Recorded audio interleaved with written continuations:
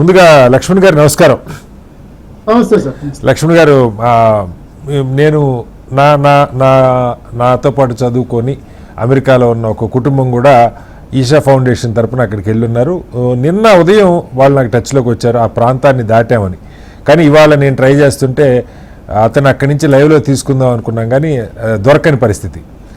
భార్య తను ఇద్దరు అక్కడికి వెళ్ళున్నారు, కానీ ఎక్కడున్నారో ఏంటో అర్థం కావట్లేదు. అలా కొన్ని వందల వేల ఫ్యామిలీస్ భారతదేశం నుంచి, తెలుగు రాష్ట్రాల నుంచి కూడా ఉన్నారు. కీలకంగా 3 నదుల దగ్గర ఈ ఫ్లాష్ ఫ్లడ్స్ వచ్చిన కారణంగా కేవలం అరగంటలో 30 అడుగుల పైగా వరద నీరు, కొండరాళ్ళు, బురద నీరు కలిసి ఇష్టం వచ్చిన రీతిలో పారింది. 6 జిల్లాల్లో 10 కొద్ది గ్రామాలు తుడిచిపెట్టుకుపోయని చెప్తున్నారు. ఆ విజువల్స్ చూస్తే మనం ఆ నదుల పక్కనే మొత్తం నివాస ప్రాంతాలు ఉండటం కూడా మనకు కనపడుతూ ఉంది. ప్రధానంగా అసలు ఇలాంటి విపత్తులు ఎందుకు సంభవిస్తాయి? తర్వాత పైనున్న చైనా సరైన సమయంలో సమాచారం ఇవ్వలేదని నేపాల్ ఒక ఆరోపణ చేస్తూ ఉంది. నిజంగా వాళ్ళకి మాత్రం సమాచారం ఉంటుందా?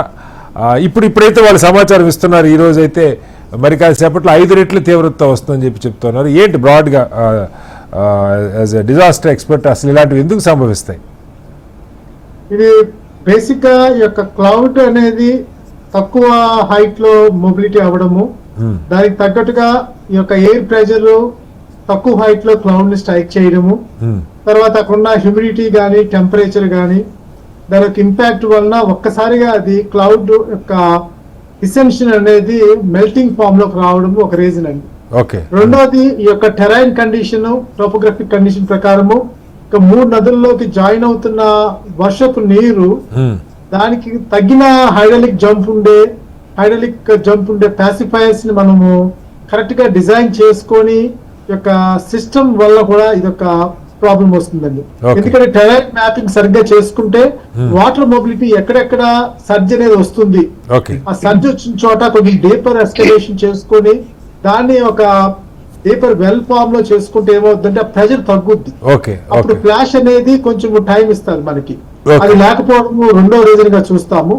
మూడోది ఈ యొక్క గ్లోబల్ వార్మింగ్ లేదంటే ఈ హైడ్రాలజిక్ సైకిల్ ని మనము మెప్పింపు చేయకపోవడము. అన్ని దేశాలు కూడా హైడ్రాలజిక్ సైకిల్ కి పెద్ద పీట వేయలేదండి. ఈ రోజున గ్రీన్ గానీ వాటర్ బాడీ గానీ దాని యొక్క ట్రాన్స్పిరేషన్, ఎవాపరేషన్ సంబంధించిన ఆస్పెక్ట్స్ ని ఎక్కడా కూడా ప్రాపర్ గా డీల్ చేయలే.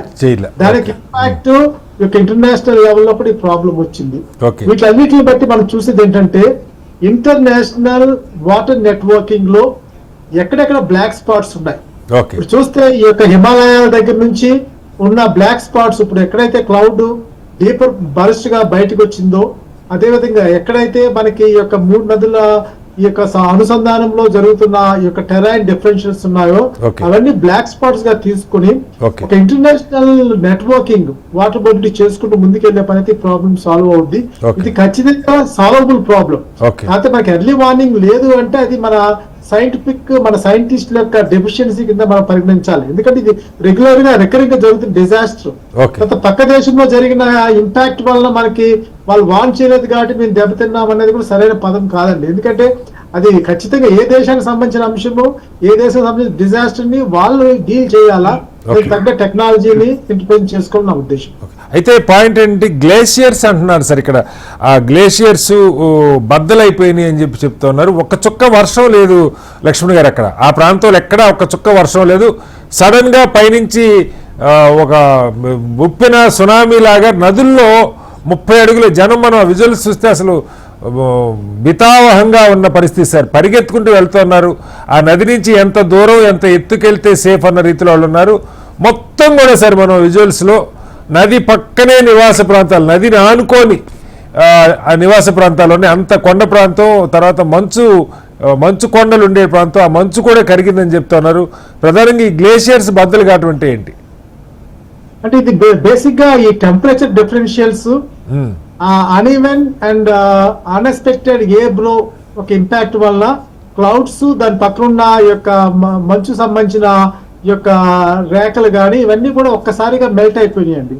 దీనికి కాన్సిక్వెన్షియల్ గా ఇట్స్ అంటే impact of the wind mobility. మన దేశంలో లేకపోతే మన కంట్రీలో చాలా ఫ్యూ కంట్రీస్ యొక్క క్లౌడ్ ని మానిటర్ చేస్తుంటాయి. క్లౌడ్ ని మెజర్ చేస్తుంటే ఎలా ఓరియంట్ అవుతుందో చూస్తుంటాయండి. Okay. మన దగ్గర మనకి ఆ వ్యవస్థ మనం ఎందుకో దాని మీద కాన్సన్ట్రేట్ సరిగ్గా చేయలేదు. Okay. ఇది క్లౌడ్స్ అన్ని కూడా ఒక చోటగా ఒక హయ్యర్ బిట్ తోటి హయ్యర్ థిక్నెస్ తోటి ఒక చోటకి జమ అయ్యేటప్పటికి అక్కడ ఎప్పుడైతే air strike heavy air pressure తో అయ్యిందో అది ఒక తిట్లాగా వచ్చి పడిపోవడం అనేది దానికి సక్సెసివ్ ఇంపాక్ట్ గా Okay. ఆ యొక్క హిమం అనేది లేదంటే మంచు పొరలు అనేది వచ్చి జాయిన్ అయిపోవడం అనేది అది purely it is a impact of the cloud follows by ఈ యొక్క స్నో గానీ గ్లేషియర్స్ గానీ ఈ యొక్క ఇంపాక్ట్ వల్ల వచ్చింది కానీ Okay. ఇది వర్షం వలన ఎక్కడి నుంచి వచ్చిన వర్షం వల్ల వచ్చింది కాదు. కాదు. Okay. దీన్ని హ్యాండిల్ చేయాల్సింది భూమి లోపల భూమి పైన ఉన్న కాన్సిక్వెన్సెస్ తర్వాత భూమి ఆకాశంలో ఉన్న కాన్సిక్వెన్స్ ని కరెక్ట్ గా ఇంటర్పోలేట్ చేసుకుంటూ Okay. కరెక్ట్ గా సరైన అనలిటిక్స్ చేసుకుంటూ ముందుకెళ్లే పని అయితే ఈ ప్రాబ్లమ్ సాల్వ్ చేయొచ్చు. ఇది రికరింగ్ గా జరుగుతుంది, ఫ్యూచర్ లో జరుగుతుంది. అయితే కాదు సార్ ఇక్కడ నేను ప్రొఫెసర్ గారు మనకి నేపాల్ భూటాన్ అంటే బాగా వెనకబడ్డ దేశాలు, పెద్ద వీటిని అంచనా వేయటంలో కానీ దానికి తగ్గ ఇన్ఫ్రాస్ట్రక్చర్ బిల్డ్ చేసుకోవటంలో కానీ ఫెయిల్ అయి ఉండొచ్చు. బట్ చైనా వీటికంటే పైన ఉన్న దేశం, అక్కడ ఖచ్చితంగా అద్భుతమైన ఇన్ఫ్రాస్ట్రక్చర్ ఉంది. వాళ్ళ నదుల్ని ఒడిసిపట్టుకుంటారు, పెద్ద పెద్ద డ్యాములు కడతా ఉంటారు. మీరన్న పర్వత ప్రాంతాల్లో వస్తున్న మార్పులు కానీ లేదా పర్యావరణంలో ఆకాశంలో మబ్బుల్లో వస్తున్న మార్పులు కానీ అంచనా వేయగలుగుతారు.